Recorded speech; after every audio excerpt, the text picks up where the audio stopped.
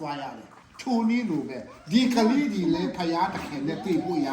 ကျွန်တော်တို့မိဘရဲ့တာဝန်ဖြစ်တယ်။ Praise the Lord အဲ့ဒါကြောင့်နော်ဒီကလေးဒီဆိုလို့ရှိရင်ကျွန်တော်တို့ကောင်းကောင်းထိနိုင်လို့မဟုတ်ပါဘူး။သူရဲ့ကြမ်းမာရေးကယူကိုစိုက်နိုင်လို့မဟုတ်ပါဘူး။လူတွေကအတစ်ငယ်ငယ်နဲ့ဆုံးသွားတယ်လို့တန်းကြိုက်တယ်ကြောက်တယ်လို့အများကြီးရှိတယ်။ဒါပြီးမဲ့ကျင်းတော်ကြောင့်ဖယားတခင်က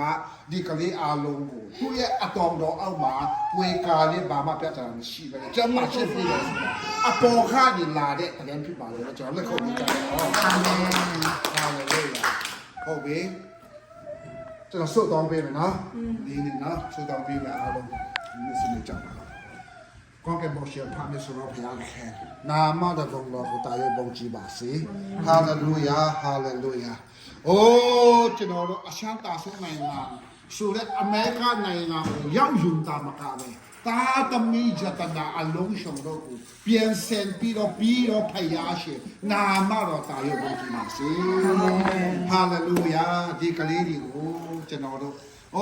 မိဘနှစ်ပါးရဲ့တာဝန်ဖြစ်တယ်လို့သူတို့ရဲ့အသက်တာမှာဖယားရဲ့အတော်တော်အောက်မှာကြီးထွားနိုင်ဖို့ရာအဖေနဲ့အမေကိုလည်းရှင်းတော်မှာဖြစ်ကောင်းကြည့်ပေးပါလေ။ဆာရာရဲ့အသက်တာကိုလည်းရှင်းတော်မှာဖြစ်ကောင်းကြည့်ပေးပါသူရဲ့အသက်တာတစ်ခုလုံးမှာဘာမှပြဿနာမရှိတဲ့နဲ့သူကိုမကောင်းတဲ့လမ်းကိုပြနိုင်တော့နာဆိုးဝိညာဉ်ဆိုးများကိုစိတ်ရှင်းတော်မှာဖြစ်မောင်းထုတ်လိုက်ပါ။ဟာလေသူ့အသက်တာကိုကိုယ်လည်းကြွေးကာဆောင်ပါလေ။